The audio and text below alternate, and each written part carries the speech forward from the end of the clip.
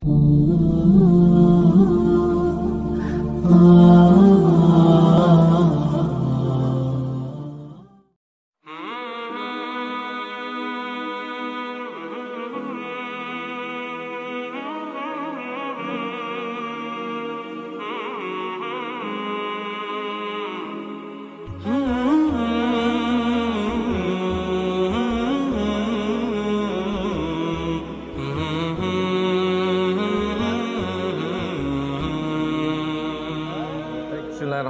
Assalamualaikum warahmatullahi wabarakatuh.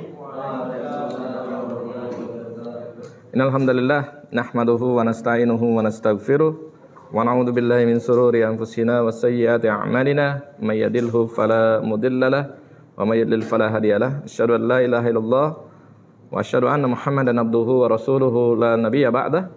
Faqala Allahu fil Qur'anil Karim, a'udzu billahi minasy syaithanir rajim. Bismillahirrahmanirrahim. Ya ayyuhalladzina amanu taqullaha haqqa tuqatih wa la tamutunna illa wa antum muslimun. Faqala Rasulullah sallallahu alaihi wasallam, fa inna asdaqal hadis kitabullah wa khairu hadi Muhammadur Rasulullah wa syarrul umuri muhdatsatuha wa kullu muhdatsatin bid'ah wa kullu bid'atin dalalah wa kullu dalalatin finnar. Baik, rekan-rekan mahasiswa, Imawan, Imawati, gimana kabar semuanya? Alhamdulillah. Wah, ini kalau begini negara jadi buruk nih, mahasiswanya nggak semangat. Kabar semuanya baik? Baik, alhamdulillah ya. Hari ini sebagaimana ya undangan yang disampaikan oleh Ikatan Mahasiswa Muhammadiyah. Di sini insya Allah kita akan ada dalam forum event Darul Arqam Dasar, di mana ini adalah kaderisasi dari kader-kader mahasiswa Muhammadiyah, ya, baik yang ada di kampus Muhammadiyah maupun kampus yang lainnya atau yang memang komisariat mandiri lah ya, komisariat yang bukan di kampus. Ya. Jadi materi yang ingin saya sampaikan hari ini, ya, insya Allah terkait dengan tauhid asas pergerakan mahasiswa Islam. Ya.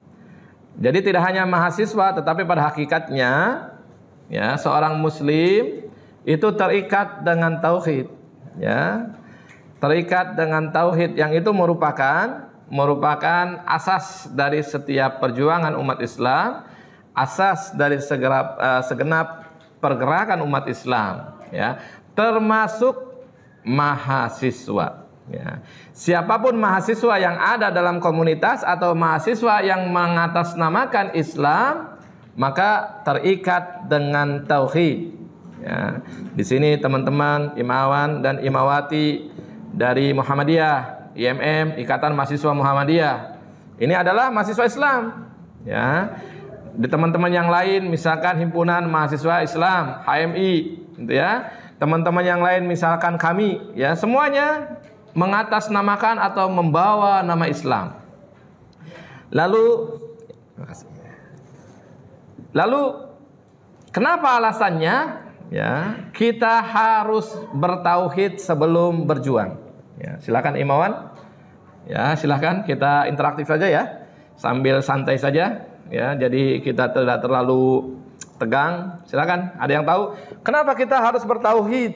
Silakan. Antum siapa namanya? Amar. Silakan Amar. Kenapa kira-kira? Karena biar semua ada aturan. Ada aturan. Agama kita. Baik, sesuai dengan agama kita. Yang gondrong. Adinda Imawan? Ya, ya. Supaya ada aturan. Ada aturan. Dan juga punya apa ya bilangnya? Ya. Ada apa? Tenglong. Nah, waktu habis. Yang pakai batik, yang pakai loreng-loreng. Nah, silakan. Siapa? Imawan? Firdaus, silakan. Apa jawabannya Firdaus? Kenapa landasan utama mahasiswa sebelum bergerak ke tauhid, yaitu agar terjaga dari ketergelinciran,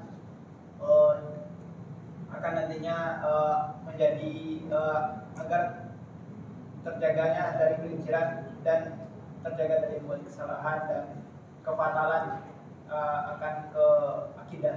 Baik. Imawati, silahkan. Yang paling ujung siapa? Dinda? Menurut saya kalau misalnya bertauhid itu kepercayaan. Baik. Dalam Islam itu kalau bertauhid itu adalah mengakui bahwa Allah itu esa. Ya. Lalu kemudian kenapa kita harus bertauhid? Kenapa mahasiswa harus bertauhid? Karena di dalam ikatan mahasiswa Muhammadiyah merupakan organisasi otonom Muhammadiyah yang mempunyai untuk bertauhid. Jika kita dalam kehidupan tidak bertauhid, maka hancurlah kita. Karena kita diciptakan Allah di dunia ini untuk beribadah kepada-Nya. Baik. Ya. Mendekati kebenaran, ya, mendekati dengan definisi tauhid, ya. Karena tauhid itu wahada yuwahidu tauhidan. Maknanya adalah mengesahkan Allah Subhanahu wa taala. Jadi siapa yang sudah bersyahadat, yang mengatakan asyhadu alla ilaha illallah, ya, yang mengatakan bahwa saya bersaksi, saya bersumpah, ya, saya menyaksikan bahwa tiada ilah selain daripada Allah Subhanahu wa taala, maka dia sudah bertauhid, ya. Karena kalimat tauhid sendiri maknanya mengesahkan Allah. Maknanya selain daripada Allah Subhanahu wa taala tidak ada, ya, yang pantas disembah, yang pantas diminta pertolongan, yang pantas kita memohon, berdoa, tidak ada selain daripada Allah. Maka teman-teman mahasiswa sangat penting ini. Ya, sebelum bergerak sangat penting memiliki nilai-nilai tauhid. Ya, imawan dan imawati sangat penting dalam dirinya itu kuat dalam masalah tauhid.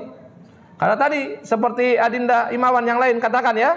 Jadi kalau misalkan tauhidnya tidak kuat, maka bisa tergelincir kepada niat-niat atau tujuan-tujuan selain daripada Allah Subhanahu wa taala. Ya. Hari ini karena bergesernya niat itu bisa jadi di awal, bisa jadi di pertengahan, bisa jadi pas akhir. Ya. Maka seorang yang dikatakan husnul khotimah, meninggal dalam keadaan baik, dalam keadaan istiqomah, dalam keadaan soleh, itu bagaimana? Ketika ucapan terakhir kalamnya itu adalah la ilaha illallah. Itu kan mati husnul khotimah, gitu ya. Jadi niat itu penting, ya. Niat itu penting karena niat itu bisa berubah-ubah sebagaimana hati yang selalu berubah-ubah. Ya. Hati itu nuansa dari kolbu ini selalu berubah-ubah. Bisa senang, bisa susah. Bisa senang, bisa sedih. Dan hati ini tempatnya iman. Ya, hati ini tempatnya iman, ya. Iman yazidu wa yanqusu. Iman naik dan iman turun hati. Begitupun dengan tujuan kita goyah, yang awalnya mungkin kita untuk Allah Subhanahu wa taala. Hari ini perlu diluruskan nih niat-niat, ya. Niat-niat teman-teman mahasiswa imawan imawati itu harus diniatkan hari ini masuk ke IMM itu untuk apa? Ya, kalau mencari teman bisa saja dapat teman. Kalau misalkan sambil aktif di organisasi IMM sambil mendapatkan jodoh, bisa saja mendapatkan jodoh, ya. Bisa, karena kejadian banyak aktivis imawan kemudian menikahinya aktivis imawati. Sudah banyak itu, ya, cinlok, ya. Dia nggak bisa pindah ke lain hati. Oh, saya kader IMM, maka jodohnya juga harus kader IMM. Sudah banyak, tapi bukan itu tujuannya. Ini harus diluruskan. Bukan itu tujuannya.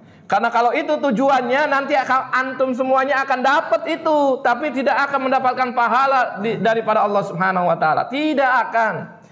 Sebagaimana perjalanan, ya, hijrahnya Rasulullah sallallahu alaihi wasallam dari Mekah ke Madinah. Rasulullah hijrah dengan para sahabat hijrah sampai ke Madinah. Ternyata ada orang yang ikut hijrah bersama Rasulullah sallallahu alaihi wasallam.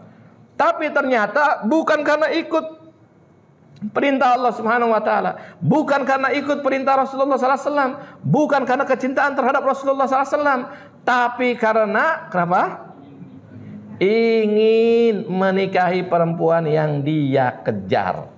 Itu, ya. Lalu disinilah, ya, hadis pertama kitab Arba'in An-Nawawi, ya, berbicara terkait dengan niat. Innama a'malu bin niyat wa innama likulli imri'in ma nawa. Faman kanat hijratuhu ila Allah wa rasulih fa hijratuhu ilallahi wa rasuli. Wa man kanat hijratuhu lidunya yusibuha aw imra'atin yankihuha fa hijratuhu ila ma hajara ilaihi. Ya, itu ingatlah ya. Teman-teman imawan sama imawati harus ingat itu ya. Siapa yang hijrahnya ini hari ini pergerakan mahasiswanya bukan untuk Allah, bukan untuk Allah tetapi untuk yang lain, maka dia akan dapatkan tapi tidak akan mendapatkan bagian sedikit pun di akhirat nanti. Ya. Jadi disinilah kita mempelajari kenapa tauhid itu penting. Ya, karena tauhid itu bisa jadi merupakan pintu dasar kita mendapatkan segala kebaikan-kebaikan. Hari ini teman-teman bisa militan itu karena tauhid. Kita hari ini berjuang di IMM itu untuk apa sih? Melawan kezoliman, melawan ketidakadilan, melawan keberpihakan atau ketidakberpihakan kepada rakyat. Itu kan menjadi program mahasiswa lah secara umum. Ya, melawan kezoliman, ya, melawan ketidakadilan itu program mahasiswa. Tapi kalau itu tidak didasarkan karena niat lillah, maka untuk apa? Ya, untuk apa? Saya katakan, wah capek-capek saja. Ya, kita ngumpul di kantor gitu ya. Kita ngumpul di komisariat berbicara terkait dengan program-program mahasiswa ini, mahasiswa itu. Tapi kemudian niatnya bukan untuk lillah, percuma saja. Ya. Jadi apapun pergerakannya, baik ormas maupun partai maupun gerakan mahasiswa, nilai-nilai tauhid itu harus tertanam di dalam hati-hatinya. Ya, karena kalau dalam surat Al-An'am mungkin ya ada yang masih membaca doa ini. Kalau dalam doa iftitah ada yang hafal? Ya, setelah kita takbiratul ihram, Allahu Akbar, bacanya apa? Allahumma bait. Allahumma bait. Yang ini? Sama? Idam? Ada yang lain? Allahu Akbar kabiro ada? Cungkan yang Allahu Akbar kabiro. Nah, baik, yang Allahumma bait cungkan tangan. Ya, baik. Yang ini enggak acung tangan apa ini? Enggak baca apa-apa ini ya? Hah? Gimana? Oh, alhamdulillah hamdan katsiran. Ya. Jadi yang pertama ya, kalau Muhammadiyah, kalau antum sekarang geraknya di Muhammadiyah ya, maka tarjih Muhammadiyah itu kan merupakan pedoman untuk orang-orang Muhammadiyah dalam beribadah. Biasanya Muhammadiyah itu pakai doa yang itu ya, Allahumma bait baini ya, dan seterusnya. Nah, kalau di luar atau umat Islam yang lainnya pakai Allahu Akbar kabiro. Nah, dan di pertengahan ayatnya itu kalau yang memakai itu ada yang mengambil surat Al-An'am mengatakan kul inna sholati wa nusuki wa mahyaya wa mamati lillahi rabbil alamin. Apa maknanya? Katakanlah salatku, ibadahku, ada yang menafsirkan pengorbananku ya, korban maksudnya. Qul inna sholati wa nusuki wa mahyaya, hidupku, wa mamati, matiku untuk Allah Subhanahu wa taala. Ya. Jadi semuanya ibadah kita, pengorbanan kita, hidup mati kita itu untuk Allah. Jadi kalau ada pemuda datang ke seorang pemudi mengatakan cintaku sedalam lautan, gitu ya, setinggi gunung, seluas bumi, hanya untukmu. Ah, ini syirik nih. Ya, syirik ya. Hati-hati jangan termakan dengan rayuan gombal seperti itu, nggak mempan. Ya, untuk Imawati Muhammadiyah rayuan seperti itu nggak mempan. Ya, jangan mau dirayu-rayu seperti itu.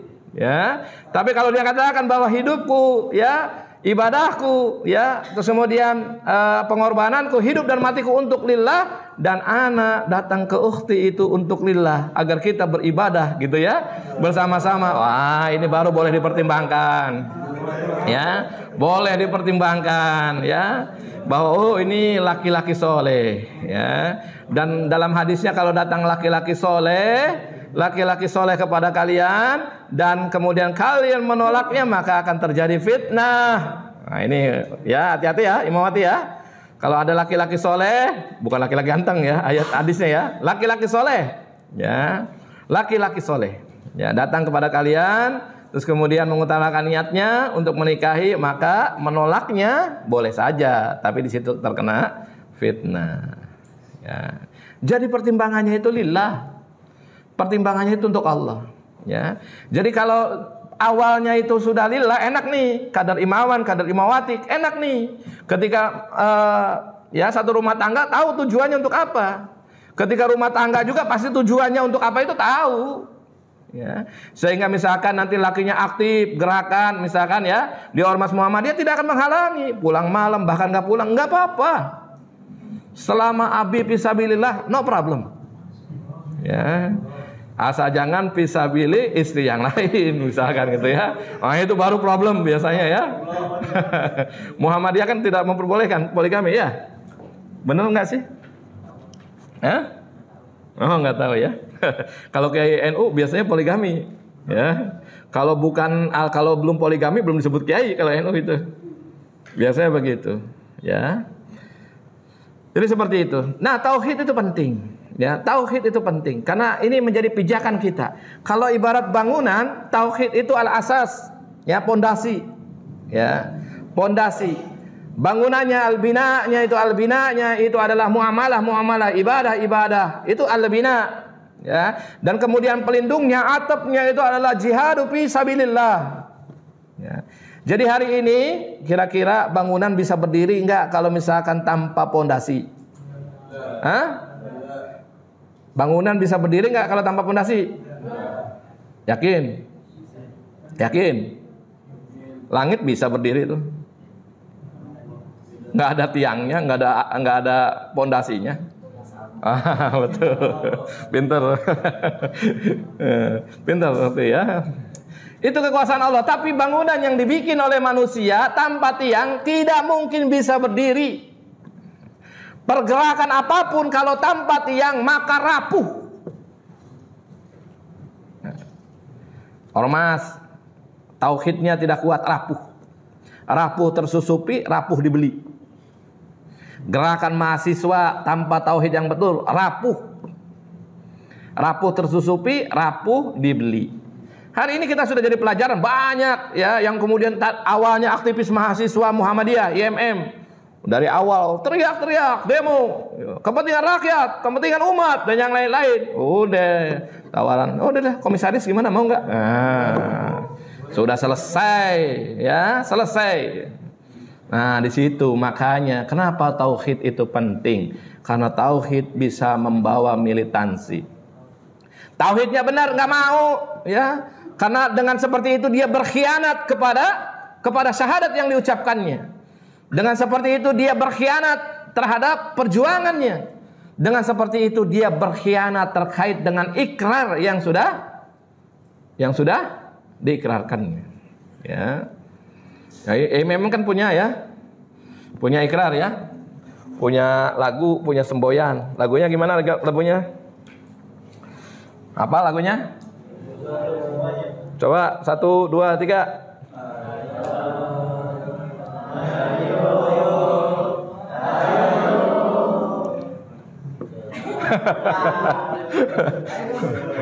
Wah, strukturnya ini mengecewakan ini.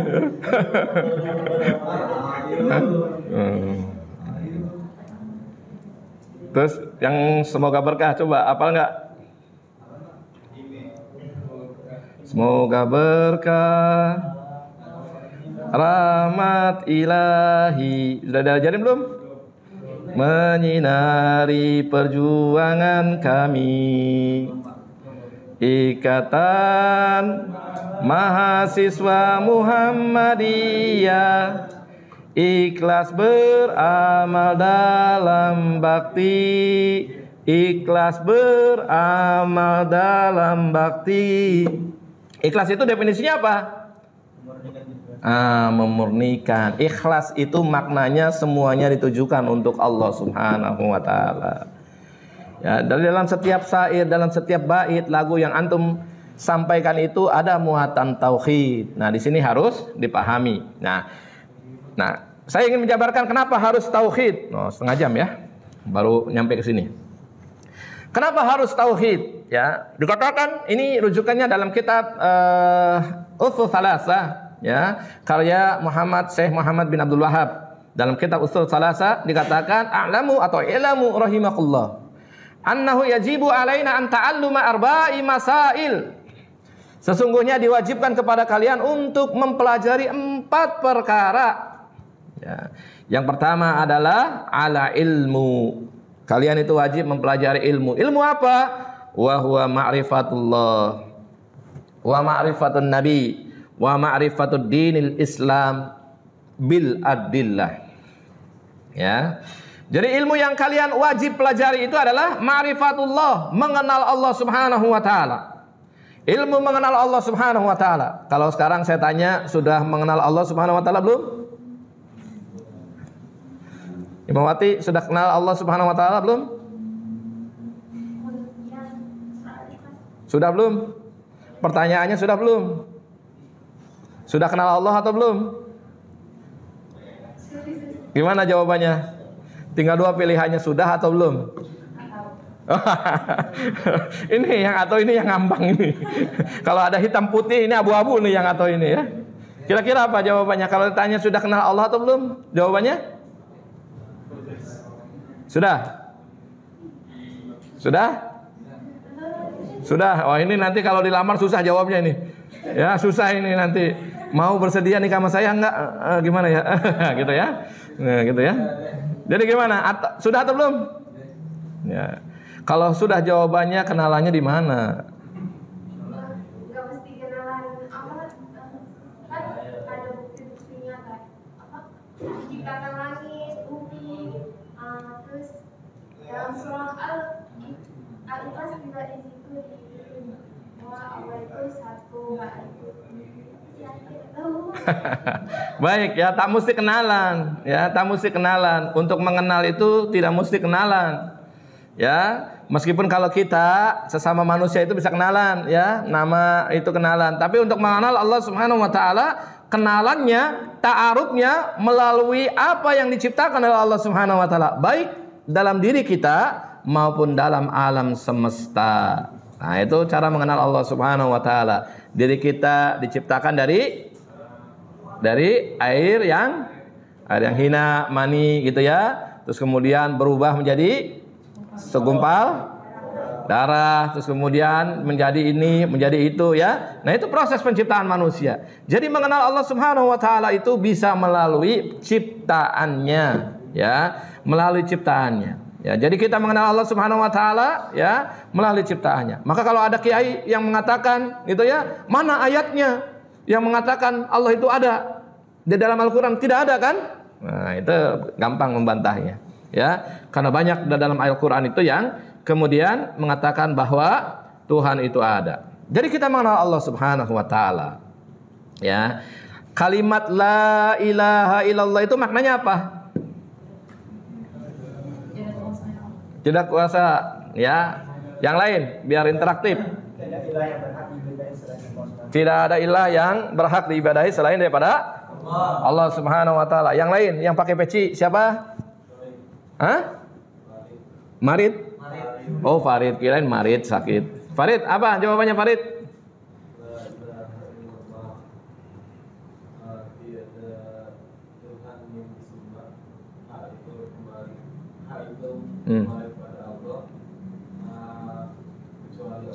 Baik.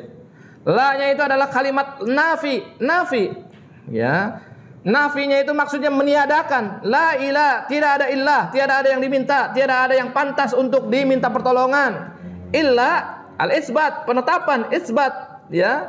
Isbatnya itu ya hanya Allah. Itu ya. Hanya Allah. Hari ini misalkan, ya jodoh nggak kunjung datang. Ya. Oh, sudah ikhtiar, sudah ini kesini, tapi ditolak mulu, Ustaz. Ya, maka pada hakikatnya ya kalau orang tidak bertauhid ya mungkin dia akan datang ke orang bodoh, bukan orang pintar ya, orang bodoh ya, paranormal kan orang bodoh kan.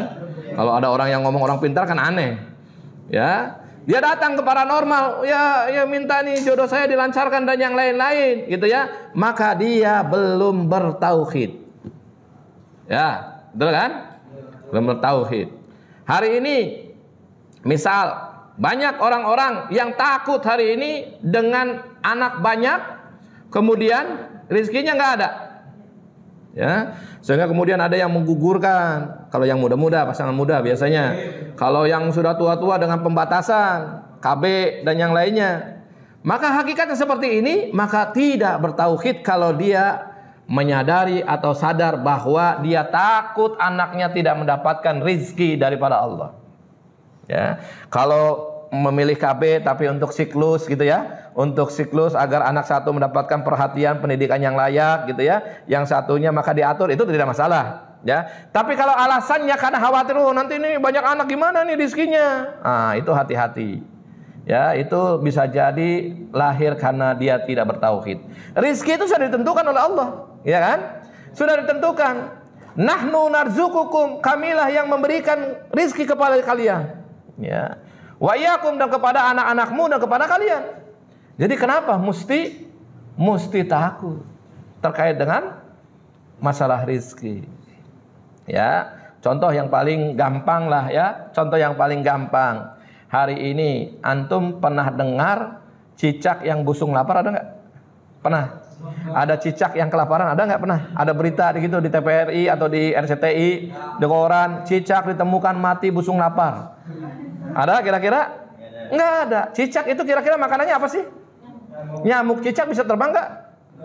Enggak, tapi kemudian bisa makanannya nyamuk. Secara logika itu kok bisa?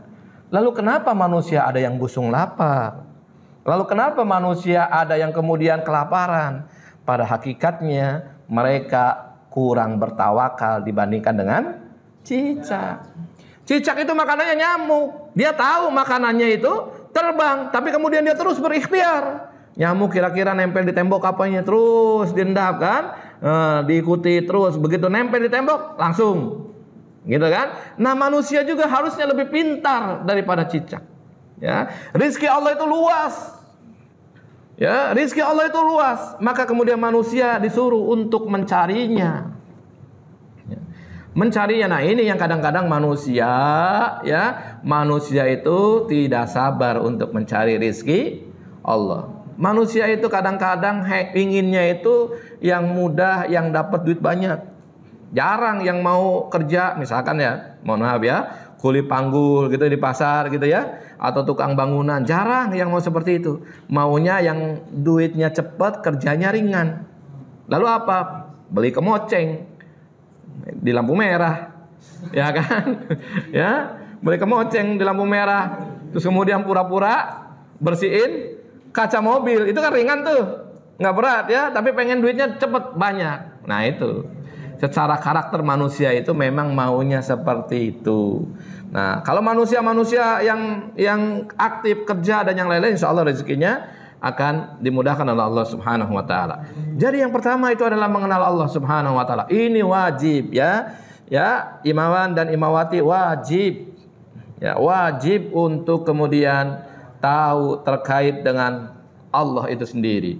Baik sifatnya rububiyahnya maupun uluhiyahnya maupun asma wa sifatnya wajib. Ya, tentunya nih ya, teman-teman instruktur nggak bisa disampaikan dalam 2 jam lah ya. Untuk mempelajari tauhid itu ya, Rasulullah SAW saja membina ya para sahabatnya itu bisa 10 sampai 13 tahun gitu ya. Nggak bisa nih diselesaikan tauhid 2 jam tuntas gitu ya. Mengerti tauhid 2 jam tuntas langsung bertauhid, nah itu nggak bisa ya. Maka perlu nanti mungkin diadakan semacam taklim-taklim rutin, baik untuk pengurus maupun untuk anggota yang baru ya. Jadi itu yang harus diketahui. Yang kedua adalah ma'rifatun nabi, mengenal nabi kita. Ya. Mengenal nabi kita. Ada yang kenal nabi kita siapa? Muhammad sallallahu alaihi wasallam. Muhammad anaknya siapa? Ibunya? Kakeknya? Buyutnya? Hah? Udah tadi Abdul Muthalib. Muhammad bin Abdullah bin Abdul Muthalib bin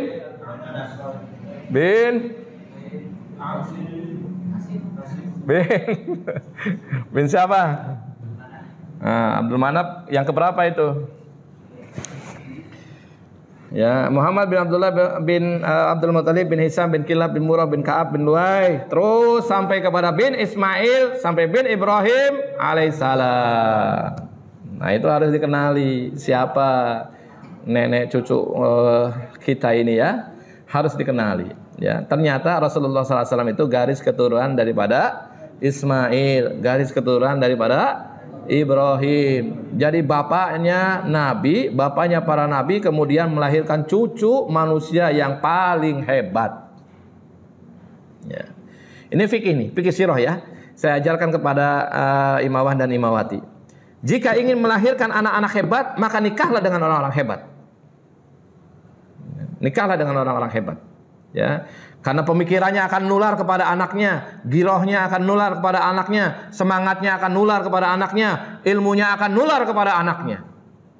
Ya. Apa fikihnya? Lihat contoh daripada Ibrahim alaihissalam.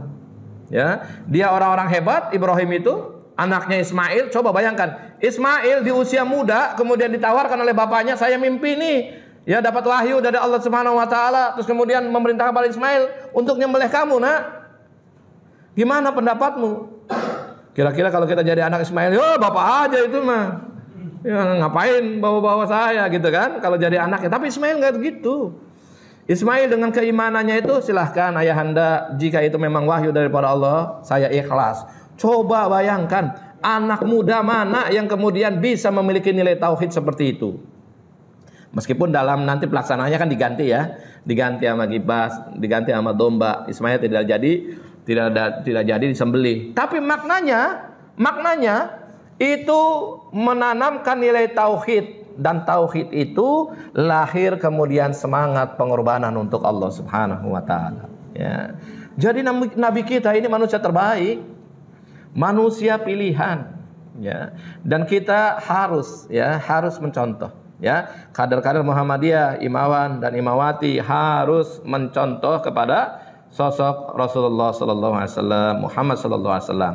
Yang ketiga ilmu yang harus kita kuasai adalah ma'rifatud dinil Islam bil adillah. Yang berikutnya adalah mengenal Islam dengan dalil-dalil yang nyata, dengan dalil-dalil yang kuat. Kalau Muhammadiyah dengan dalil-dalil yang roji, ya.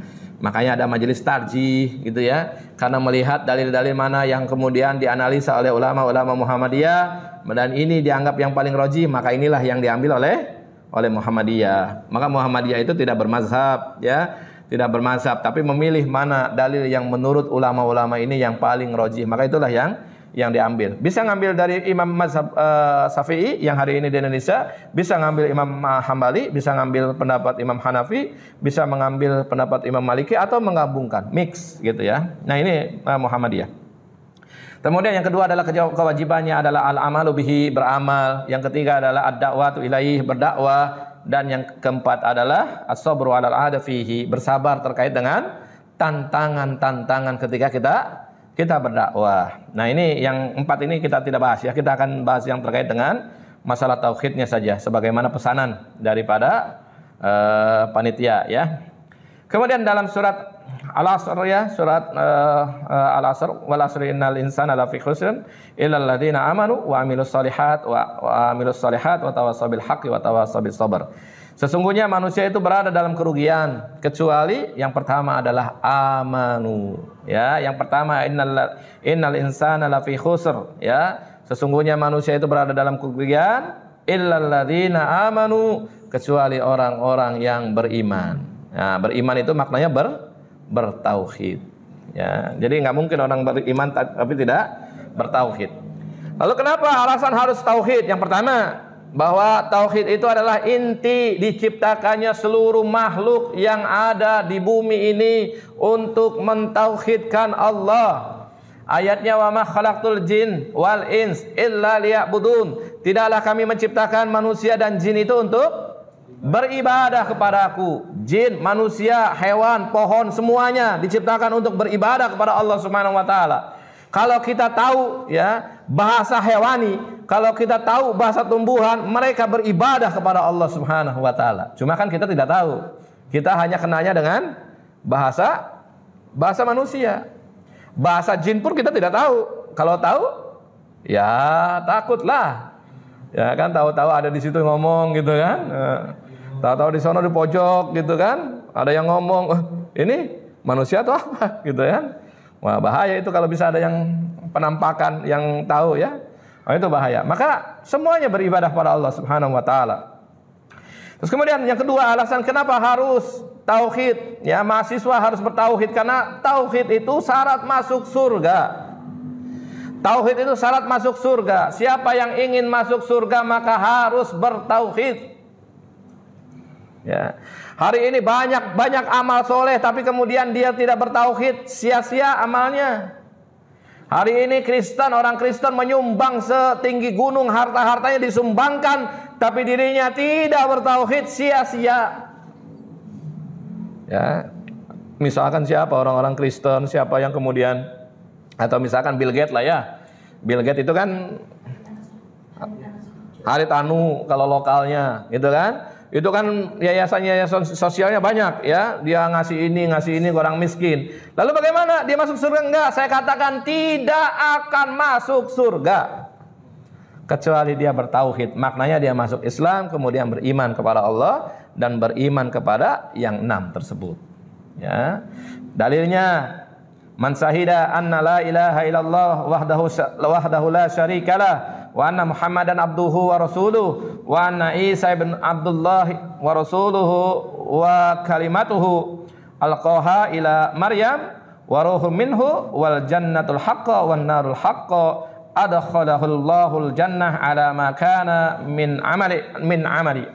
Barang siapa bersaksi bahwa tiada ilah selain daripada Allah Subhanahu wa taala, tiada yang pantas disembah selain daripada Allah Subhanahu wa taala, dan dia tidak berbuat sekutu, tidak berbuat kesyirikan kepada Allah Subhanahu wa taala, dan kemudian dia menjadi saksi bahwa Muhammad itu adalah hamba dan rasulnya, begitu juga bersaksi bahwa Isa adalah hamba dan rasulnya serta kalimatnya yang Allah berikan kepada Maryam, maka kemudian dan menjadi saksi bahwa surga dan neraka itu benar, maka dia akan dimasukkan oleh Allah masuk surga dari apapun amalnya. Jadi syaratnya bertauhid. Ya. Bahkan orang yang banyak dosa, dalam riwayat itu banyak dosa ya, banyak membunuh gitu ya. Terus kemudian dia sudah bertaubat kepada Allah Subhanahu wa taala, terus kemudian sudah beriman kepada Allah Subhanahu wa taala. Terus kemudian dia datang kepada kepada rahib berikutnya, dia tanyakan apakah saya ini akan masuk surga. Terus kemudian pendeta itu mengatakan tidak, dosamu sudah terlalu banyak. Gitu ya, dosamu sudah terlalu banyak, kamu tidak akan masuk surga. Akhirnya dibunuh berikutnya. Kemudian ditanya lagi bahwa kepada pendeta lain mengatakan bagaimana nih, saya kira-kira masuk surga atau enggak? Dikatakan kamu akan masuk surga. Gitu ya. Jadi seorang mukmin itu keunggulannya seperti itu. Meskipun amalnya sedikit bisa jadi masuk surga. Ya, karena kunci pembuka pintu surga itu adalah kalimat syahadatain atau kalimat tauhid. Maka genggam erat-erat, ya. Genggam erat-erat, jangan sampai ditukar dengan bentuk apapun, karena ini adalah kalimat yang mahal. Ya, kalimat yang mahal. Kalau misalkan ditukar dengan dunia yang kecil, terlalu sedikit. Ya, meskipun jabatan, meskipun harta yang banyak, terlalu sedikit. Ya, kalau kita lihat dengan janji-janji Allah Subhanahu wa taala melalui surga-surganya, kenikmatannya tiada tara. Ya, hari ini hari ini di bumi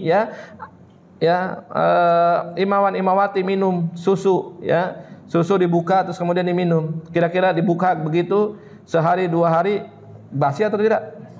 Basi. Di surga nggak ada kalimat basi itu. Ya. Dan susunya itu ngalir terus. Jadi mau nyeduk kapan aja bebas, ya. Unlimited gitu ya. Unlimited buat orang-orang yang berhak tentunya, ya. Jadi jangan kepedean, belum tentu antum berhak, ya. Belum tentu. Pede ada dulu ya. Modal utama pede aja dulu ya. Dan kemudian syarat ini adalah amal yang tidak diterima sampai bertauhid tadi ya. Amalnya tidak akan diterima kecuali dia bertauhid kepada Allah Subhanahu wa taala. Lalu kita lihat sejak kapan tauhid itu kemudian diajarkan kepada manusia? Pertanyaannya, sejak kapan tauhid itu diajarkan kepada manusia? Agar manusia itu beribadah kepada Allah Subhanahu wa taala itu sejak kapan? Kira-kira jawabannya apa? Nah, sejak Nabi Adam, betul? Betul nggak kira-kira? Atau hanya pada zaman Rasulullah SAW?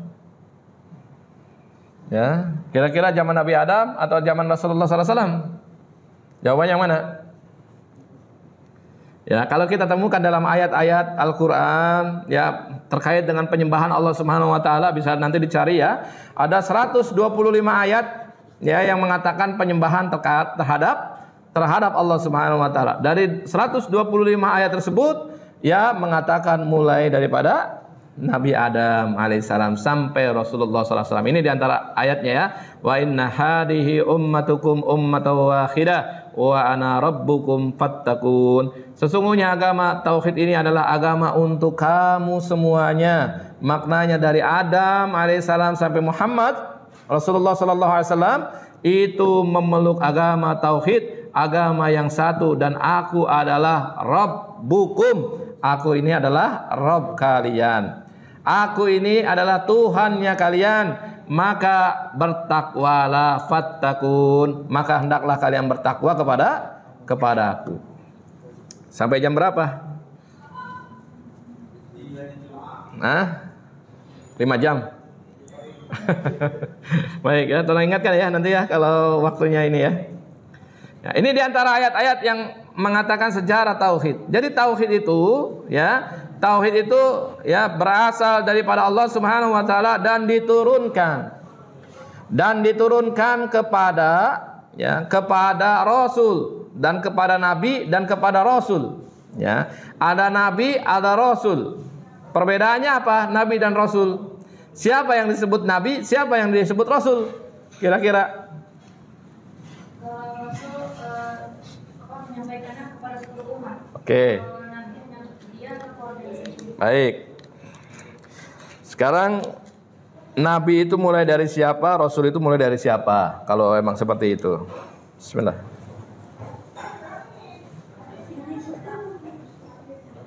Kira-kira nabi tadi, kalau rasul untuk seluruh lil alamin, kalau nabi li nafsihi ya, kemudian li ahlihi ya, untuk diri dan keluarganya. Kira-kira ya kalau itu jawabannya, kira-kira saya dulu tanya dulu ya Imawan ya. Kira-kira betul atau enggak? Kalau perbedaan nabi dengan rasul itu kira-kira benar atau enggak? Seperti itu. Benar? Diri sendiri, keluarga dan orang sekitarnya. Oke. Ada lagi pendapat? Nabi adalah manusia yang diutus untuk kaum yang menerima dakwah. Yang menerima dakwah. Yang menerima dakwah. Kalau nggak nerima? Rasul. Jadi nerima dan tidak nerimanya ditentukan. Berarti yang nabi yang diterima gitu. Kalau yang rasul yang nggak diterima. Nggak apa-apa, mahasiswa bebas, gitu kan? Mahasiswa bebas, bener salah belakangan, yang penting berpendapat. Nah, ruang mahasiswa ini, ya ruang mahasiswa itu bebas, penuh dengan pendapat, penuh dengan ide, ya, penuh dengan pemikiran, ya. Jadi kalau mahasiswa pendiam, wah itu mahasiswa abal-abal, ya. Ya mungkin kalau kuliahnya online bisa jadi pendiam. Ya kan, kalau kuliah online bisa jadi pendiam karena ruang mahasiswa kalau benar-benar di kampus itu ruangnya aktif, ya sekarang, ya. Ruangnya aktif, ya dia berdiskusi dengan dosennya, dia berdiskusi dengan sesamanya, dia berdiskusi dengan seniornya, oh itu ruang diskusinya banyak, bisa berbagai macam topik dan tema lah ya. Nah sekarang mahasiswa, kira-kira Nabi dan Rasul apa perbedaannya? Setuju? Siapa? Imamati siapa namanya? Dia. Nah, dia setuju dengan imamati dia? Cungkan yang setuju. Imamati ada pendapat lain? Setuju? Setuju aja lah daripada ditanya kan.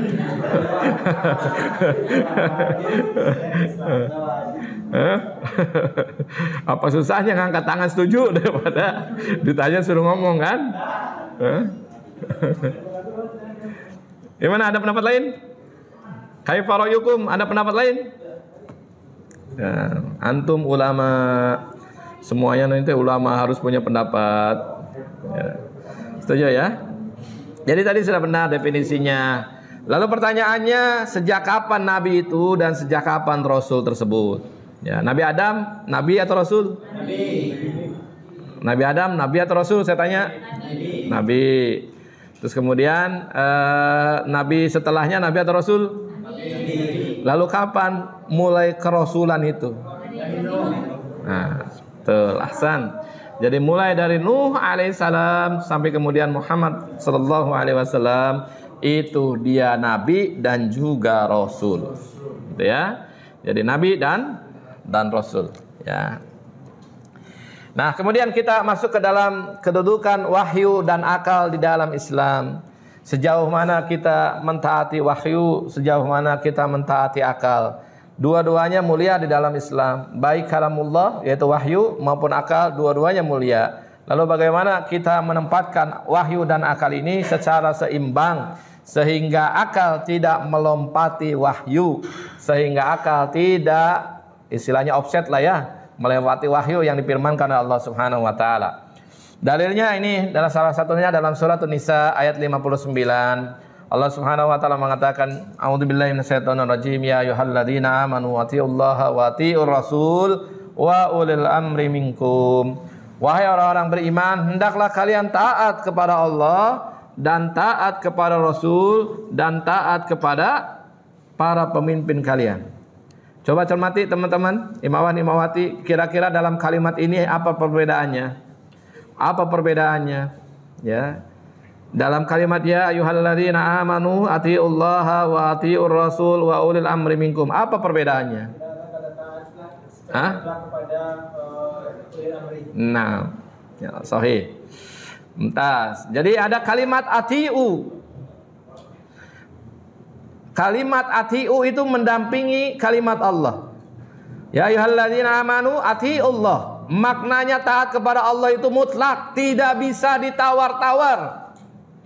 Ya, kalau perempuan biasanya nawar baju ya, dari 60.000 bisa nggak 20.000? Wah, keterlaluan kan? Kejam itu nawarnya ya. 60.000 tawar 20.000, kejam. Ya. Taat terhadap Allah Subhanahu wa taala itu tidak ada tawar-menawar, 100% mutlak. Ya. Jadi tidak boleh ditawar-tawar. Ya, itu ayat. Ya, tidak boleh. Ya, kita menawar terkait dengan perintah Allah Subhanahu wa taala yang ada dalam Al-Qur'an. Begitupun dengan kalimat wa'ati'ur rasul. Ya, taat kepada Rasul sama mutlaknya, tidak boleh menawar-nawar. Hadis ditawar, ya. Ini makan nih, gitu kan? Kan kondisinya lagi begini, gitu ya. Kondisinya susah makanan. Lalu bagaimana kita seperti ini? Nah, makanan misalkan jauh ya, kita dekatnya dengan tangan kanan. Kalau sunnahnya kan, makan, minum tangan kanan, makan, minum sambil duduk, ya. Tapi tidak sedikit hari ini mahasiswa itu kemudian makan, minum sambil berdiri. Bahkan hari ini lagi trennya nikah itu standing party. Wow, keren kan? Bahasanya standing party. Ya, jadi pesta makan sambil berdiri. Padahal itu adab jahiliyah. Adab jahiliyah bukan yang diajarkan Rasulullah SAW. Kalau Rasulullah SAW mengajarkan makan minum pakai tangan kanan, makan minum sambil duduk. Itu yang diajarkan oleh Rasulullah SAW. Ya, jadi kalau orang liberal, Ustaz, saya kan makannya minumnya nggak pakai tangan kiri, tapi botolnya memang terletak di tangan kiri, gitu ya. Jadi seperti itu. Kita ini terhadap wahyu yang berupa Al-Quran maupun hadis Rasulullah SAW itu harus kita mulai taati, entah itu besar, entah itu kecil, kelihatannya sepele, tetap kita harus menjalankannya. Lalu di kalimat ini wa ulil amri minkum, tidak ada kalimat ati'u itu. Para ulama mengatakan bahwa ketaatan terhadap manusia itu sifatnya tidak mutlak, ya. Boleh ditaati kalau dia sesuai dengan Al-Quran dan Sunnah. Kalau misalkan dia tidak sesuai dengan Al-Quran dan Sunnah, maka boleh kita tinggalkan, gitu ya. Termasuk perkataannya, ya, sabdanya, kalamnya yang berasal dari manusia. Lihat, ya, sesuai nggak dengan Al-Quran. Lihat sesuai dengan hadis atau tidak. maka itu yang menjadi patokan. Maka dalam hadis itu dikatakan la ta'ata fil makhluk bil maksiatillah. Tidak ada ketaatan kepada makhluk dalam rangka maksiat kepada Allah Subhanahu wa taala. Ya. Misal saya nih ya diundang oleh imawan imawati acara daurah arkom dasar, acara IMM, terus kemudian saya katakan, "Oh, silakanlah minum homer. Bebas. Gitu ya. Silakan kalau mau minum homer." Gitu ya. Nah, itu maka hal seperti itu tidak boleh ditaati. Ya, tidak boleh mutaati. Misalkan atau karena dia misalkan senior di Muhammadiyah tidak boleh ditaati. Ya, siapapun yang kemudian menyelisihi Allah dan Rasulnya tidak boleh ditaati. Itu maknanya bahwa akal yang ada di dalam manusia itu terbatas, ya, bisa benar, bisa juga salah. Maka dalam perkara ini ketaatannya tidak mutlak. Ya. Kemudian Rasulullah SAW dalam hadis mengatakan, taraktu fikum amraini, aku tinggalkan dua perkara kepada kalian, lan tadillu, ya, mata massaktum bihima kitabullah wa sunnatur rasul. Dalam hadis lain katakan lan tadillu abadan ba'dahuma. Ya. Aku tinggalkan kepada kalian dua perkara, kamu tidak akan tersesat di dalamnya selama kalian berpegang kepada keduanya, yaitu kitabullah wa sunnatur rasul. Nah, ini ajaran ya. Jadi terkait dengan wahyu, kitab Allah dan sunnah Rasul ini wahyu. Adapun nanti yang di bawahnya itu ada perkataan-perkataan manusia atau berangkat dari akal manusia. Ya, kedudukan akal. Kedudukan akal, kalau kita lihat bahwa kedudukan akal itu adalah mulia. Ya, kedudukan akal itu sangat mulia. Maka di dalam Al-Quran itu sering ditanya oleh Allah, afala takilun, afala tadabarun, ya, terus kemudian afala tafakkarun. Itu sering dalam ayat itu. Kalau sering baca Al-Quran, kita sering ditanyakan oleh Allah, apakah kalian tidak berpikir, ya, apakah kalian tidak mentadaburi, ya, apakah kalian tidak menjadi orang-orang yang berakal. Itu sering dalam ayatnya. Maknanya Allah membuka ruang kepada akal-akal kita untuk berperan aktif selama tidak menyelisihi Al-Quran dan Sunnah Rasulullah SAW. Ya, jadi tetap panduannya itu Al-Quran dan Sunnah. Akal itu hanya pendukung. Ya, kemudian ada orang yang mengatakan, boleh sholat subuh itu 3 rakaat berdasarkan akalnya. Kira-kira bagaimana ini? Hah? Kira-kira dibenarkan atau disalahkan? Kenapa? Tidak sesuai. Padahal secara logikanya semakin banyak rakaat semakin afdol, ya kan? Semakin banyak rakaat berarti kita semakin bertauhid kepada Allah. Ya kan? Seperti iblis yang mengatakan bahwa dia tidak mau menyembah Allah Subhanahu wa taala, menyembah Adam, tidak mau bersujud kepada Adam disebabkan karena iblis merasa hanya sujud itu kepada Allah. Manusia itu saya tidak pantas bersujud. Kira-kira kalau omongan iblis seperti itu benar atau benar? Salahnya di mana? Iblis bertauhid, tidak mau menyembah Adam, maunya menyembah Allah.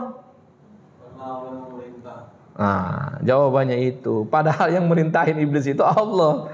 Ya, yang merintahin iblis itu Allah. Harusnya dia taat dan asam wa ta'ah kepada Allah. Ya. Jadi ini ya. Dan ini misalkan di dalam surat Muhammad ayat ke-24, afala yatadabbaruna al-Qur'an am 'ala qulubil aqfaluha. Maka apakah mereka tidak memperhatikan Al-Qur'an atau hati mereka terkunci? Dan banyaklah ayat-ayat yang lain ya yang bisa dicari di dalam Al-Qur'an ya. Dan kedudukan sudah ya, sebentar lagi. Dan kedudukan akal itu adalah kedudukan yang mulia, sehingga kemudian akal itu diberikan ruang selama tidak bertentangan dengan nas yang ada di dalam Al-Quran maupun di dalam hadis. Saya contohkan hari ini, misalkan orang yang menafsirkan dengan akalnya, ya, orang yang mengatakan bahwa sesudah Nabi Muhammad ada nabi lain, ya, boleh atau tidak? Ya. Kalimat khatamul anbiya itu maknanya apa? Coba yang lulusan pesantren. Khatam itu apa sih? Hah? Khatam itu apa kalau dalam bahasa Arab? Betul?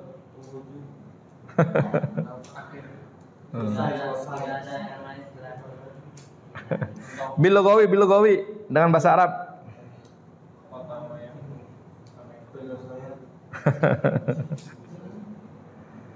Ya.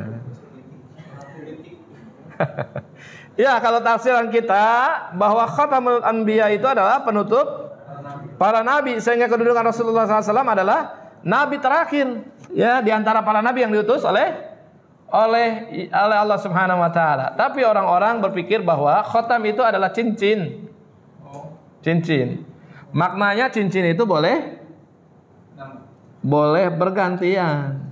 Gitu ya. Hari ini dipakai sama saya, besok dipakai sama antum. Besok pakai sama siapa? Pakai sama siapa? Maka itu orang-orang yang mengatakan bahwa ada nabi, maka kemudian ada Mirza Ghulam Ahmad, gitu kan? Ada Mirza Ghulam Ahmad, terus kemudian ada Lia Eden dan yang lain-lainnya lah ya, yang menafsirkan Al-Qur'an itu berdasarkan bil lugawi, dengan bahasa. Atau misalkan dalam surat An-Nisa nih, mohon maaf ya perempuan nih, saya ambil contoh yang ini. Bisa nanti nggak disukai ya. Perintah untuk menikah, masna wa sulasa wa ruba. Kira-kira boleh berapa nikah laki-laki itu? 2, 3, 4. Ya, 2, 3, 4. Iya, kalau antum laku. Ya kan, satu aja belum tentu laku, belum tentu laku. Jadi yang kepedean belum tentu laku, satu aja. Belum terbukti. Apa buktinya? Ya, kalau orang yang sudah nikah ngomong seperti ini boleh lah. Ya kan, tapi yang belum nikah belum laku, belum terbukti. Ya kan? Masna wa sulasa wa ruba, 2, 3, 4. Ya. Jadi batasannya terakhir itu berapa? 4 berdasarkan Al-Qur'an, berdasarkan hadis Rasulullah SAW yang melarang Rasulullah untuk para sahabat itu lebih daripada nikah daripada 4. Sehingga yang kalau lebih dari 4 suruh diceraikan agar dibatasi istrinya jadi 4. Kekhususan istri lebih dari 4 itu hanya berlaku kepada Rasulullah SAW. Tapi apakah benar seperti itu kalau kita lihat dari bahasanya? Ya. Kalau kita lihat dari bahasanya, masna itu 2, 2. Wasulasa 3. Waruba itu 4. Coba bayangkan berapa itu banyak yang istri yang kalau mengikuti sumber bahasa. Ya, 2, 3, 4. Wow, sudah dihitung ya. Salah ya. Tapi itu ya tafsir secara bahasa diperbolehkan atau tidak? Boleh. Boleh jika memang tidak ada penafsiran dari ayat maupun penafsiran dari hadis maupun ijma dari para sahabat, boleh, silakan ditafsirkan. Karena tafsir bahasa itu adalah tafsir yang paling rendah, yang paling bawah. Tafsir ayat dengan ayat yang pertama kan, ayat dengan hadis, ayat dengan ijma sahabi. Tidak ada juga ayat dengan perkataan sahabi. Tidak ada ayat dengan ijma tabi'in. Tidak ada ayat dengan qaul tabi'in. Ada enggak? Enggak ada. Ayat dengan ijma tabi'ut tabi'in. Ada atau enggak? Enggak ada.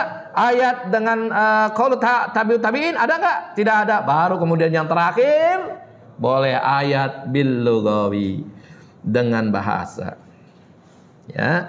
Hari ini kan lagi ngetren nih, ya, tafsir hermetika, gitu ya. Tafsir dari segi bahasa, padahal kalau kaidah tafsir itu adalah kaidah yang paling rendah. Boleh diambil kalau memang tidak ada penafsiran dari struktur di atasnya. Gitu ya. Jadi seperti itu. Nah, ini yang kemudian membuat agama ini jadi akhirnya disimpangkan adalah orang-orang yang menafsirkan ya wahyu Allah Subhanahu wa taala baik yang ada dalam Al-Qur'an maupun sunnah itu dengan perkara-perkara yang membuat dirinya enak. Ya. Jadi ya, akal itu boleh menempati atau membuat perkara yang belum begitu jelas di dalam Al-Qur'an, namun berpatokan kepada Al-Qur'an maupun hadis Rasulullah SAW. Jadi kedudukan akal itu seperti itu. Misal contoh kias. Ya, kias itu produk akal. Tapi istimbat hukumnya mengambil kepada Al-Qur'an maupun sunnah Rasulullah SAW. Apa contohnya kias? Ya, contohnya kias itu satu, ya, atau saya kasih contoh sajalah. Contoh kias itu narkoba. Hukumnya haram atau halal? Kenapa mengatakan haram? Nah, istinbatnya kepada Al-Quran bahwa yang memabukkan khamar, misalkan ya, kalau dalam bahasa Al-Quran itu khamar itu haram, ya haram. Al-Quran itu mengatakan yang memabukkan itu haram. Nah sekarang narkoba nggak disebutin di dalam Al-Quran. Narkoba nggak ada, kata-katanya di dalam hadis nggak ada, ya nggak ada. Yang ada itu adalah khamar. Lalu kemudian dikiaskan narkoba itu seperti khamar karena keduanya sama-sama memabukkan, maka narkotika itu, narkoba itu hukumnya haram. Ya. Imawan imawati ini hati-hati lah ya, jangan sampai karena gara-gara kegonjangan jiwa kemudian dekat dengan narkoba. Ya. Yang kedua istihsan, mana yang diambil yang baik. Contohnya misalkan saya tanya air liurnya macan kira-kira najis atau tidak? Macan nih, ini kan ini jolang lah ya gitu ya kalau dalam bahasa Sunda. Ini jolang. Terus kemudian macan minum di sini, airnya yang di sini najis atau tidak? Tidak. Dari mana pendapatnya? Ini tempat air apa namanya? Bak lah, apa namanya lah ya. Hah? Kobokan mah kecil, jolang gede jolang. Bisa jadi air itu lebih dari 420 apa namanya liter atau kurang. Oke. Secara hukum itu kan kalau ditimbang ukurannya ya, ukuran airnya. Namun secara hukum bekas air binatang buas hukumnya najis atau tidak? Tidak, karena air liur macan nggak termasuk najis. Yang termasuk najis apa? Air liur anjing, babi. Itu jelas yang dijelaskan di dalam Al-Quran. Babi ya, babi atau anjing itu jelas ya kan, ada ayatnya ya kan. Khinzir ya kan. Terus kalbun itu ada ayatnya. Tetapi ini kan nggak disebutin nih, macan, singa dan yang lainnya nggak disebutin tuh. Tapi itu dikategorikan oleh para ulama itu sebagai binatang buas. Jadi setiap air liur binatang buas itu hukumnya najis. Gitu ya, najis. Ya, najis ya. Terus kemudian saya tanya, lalu bagaimana kedudukan ya, kedudukan bekas minumnya burung gagak? Gagak apa ininya makanannya? Bangkai. Ya. Termasuk gagak itu termasuk binatang buas atau tidak? Ya. Lalu kemudian kalau kita lihat kira-kira bekas minumnya suci atau najis? Kira-kira gimana jawabannya? Kalau seperti ini. Nah, ini tidak ditemukan, ya kan? Tidak ditemukan di dalam Al-Quran. Tidak disebutin burung gagak, dalam hadis disebutin burung gagak, tidak ditemukan. Lalu bagaimana mengambil istinbat hukumnya? Nah, di sini ya akal yang bermain, tapi kemudian akal yang bermain bukan sembarang akal orang-orang, tapi akal orang-orang yang dikatakan sebagai ulama. Ya, Imam Hanafi mengatakan ini perkara ini ya. Contohnya gagak itu minum itu kira-kira air liurnya masuk nggak ke dalam air tersebut? Sebagaimana tadi lah kalau macan, singa gitu kan minum kan airnya masuk tuh, gitu ya. Nggak usah dicontohin, nggak usah dicontohin. Jadi kayak ngelihat macan ini. Nah gagak kira-kira ya, kalau gagak itu minumnya kira-kira najis atau enggak? Yang pertama, para ulama katakan tidak najis. Karena gagak itu satu, air liurnya tidak masuk ke dalam air. Satu itu alasannya. Yang kedua, gagak itu minumnya dengan mulut atau dengan paruh? Dengan paruh. Dan paruh itu dikatakan oleh para ulama kedudukannya sama seperti tulang. Dan tulang itu suci. Gitu ya. Jadi bekas minum gagak meskipun dia termasuk binatang buas, gitu ya, pemakan bangkai, maka dikatakan dia tidak najis. Itu diantara kedudukan akal. Ya, dan sumber-sumber hukum Islam ini adalah Al-Quran, hadis, ijma, qiyas. Adapun istihsan ya dan yang lainnya itu baru disebutkan belakangan. Ya, dan terakhir mungkin ini menutup perjumpaan kita. Insyaallah nanti setelah ini kita tanya jawab lah ya. Ya. Dan yang terakhir adalah dasar daripada ibadah. Dasar daripada ibadah. Dan kalau ulama katakan dalam buku-buku usul fiqh bahwa al-aslu fil ibadat tahrim, bahwa asal daripada ibadah itu adalah haram. Segala sesuatu itu haram dan tidak boleh dilakukan illa wujudu dalil, sampai munculnya dalil, sampai adanya dalil. Jadi semuanya haram, tidak boleh. Ya, semuanya haram kecuali ada dalil. Salat subuh 4 rakaat gitu ya. Salat subuh 2 rakaat ya. Kira-kira itu dalil atau bukan? Dalil. Puasa bulan Ramadan asalnya haram, tapi kemudian ada dalilnya sehingga menjadi wajib. Dalilnya apa puasa Ramadan itu? Ya, kutiba alaikumusiyam kama kutiba alal ladzina min qablikum. Surat apa itu? Al-Baqarah ayat 183. Yaitu dalilnya, betul? Ada pendapat lain? Apa pendapatnya? Tadi ayatnya ya ayyuhalladzina amanu kutiba alaikumusiyam kama kutiba alal ladzina min qablikum la'allakum tattaqun. Mana kalimat Ramadannya dalam ayat itu?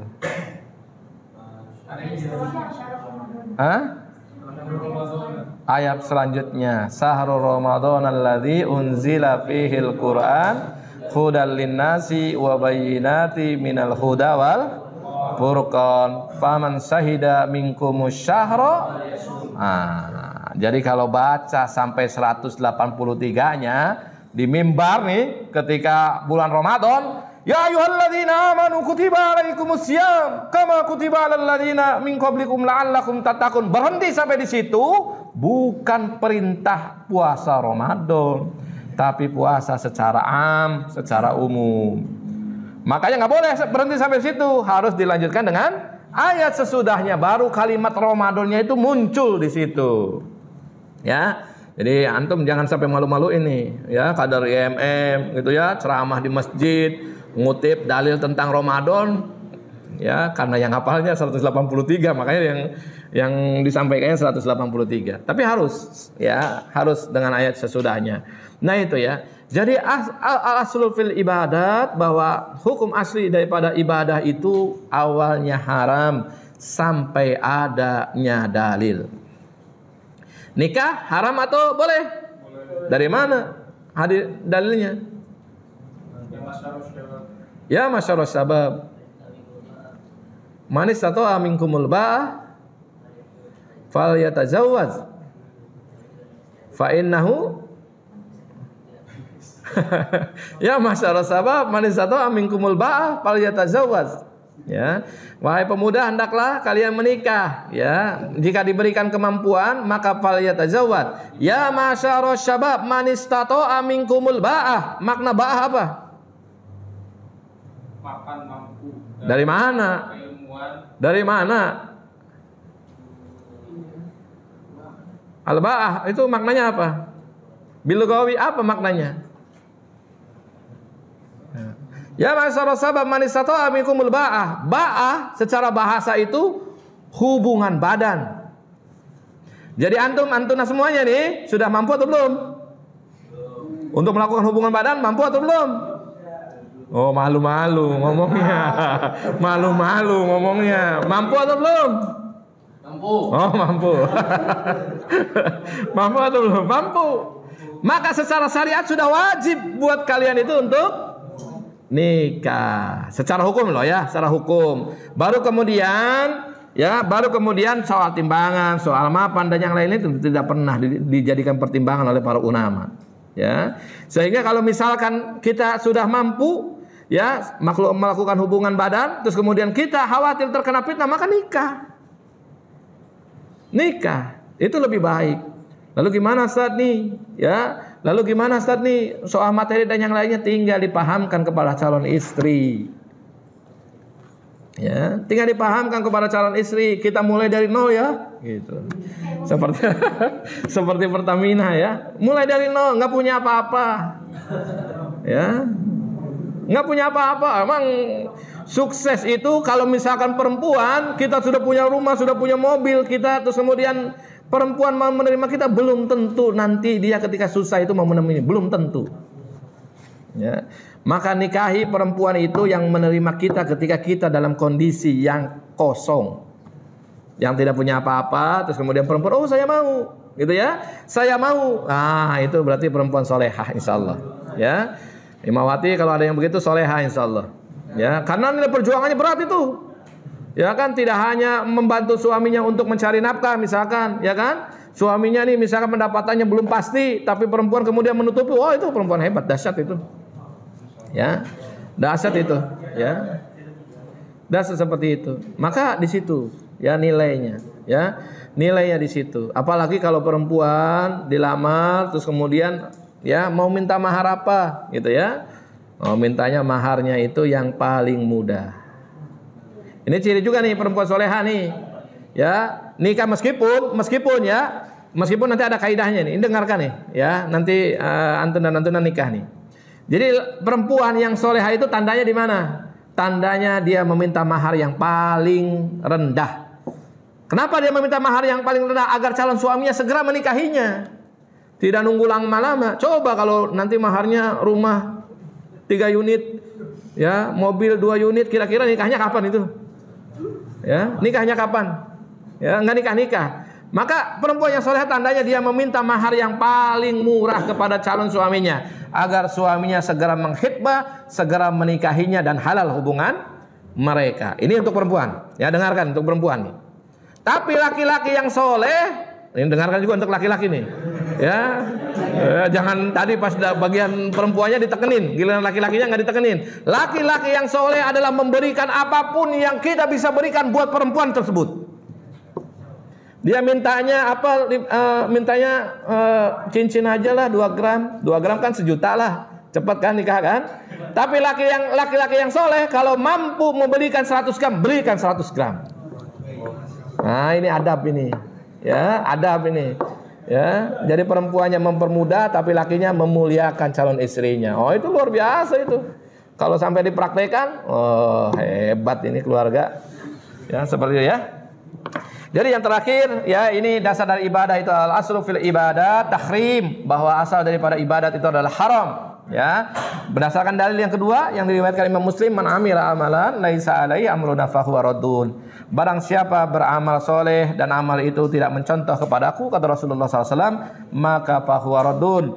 Terus kemudian hadis Rasulullah SAW terkait dengan hari ini, ya, terkait dengan hari ini yang sangat besar, sangat banyak perbedaan di antara kaum muslimin. Maka Rasulullah SAW mengatakan, satarawna min ba'di ikhtilafan sadida. Sepeninggalanku akan terjadi perbedaan-perbedaan yang sangat kuat. Sepeninggalanku akan terjadi perbedaan-perbedaan yang sangat dahsyat. Maka apa solusinya? Ini diajarkan oleh Rasulullah SAW. Fa'alaikum bisunnati.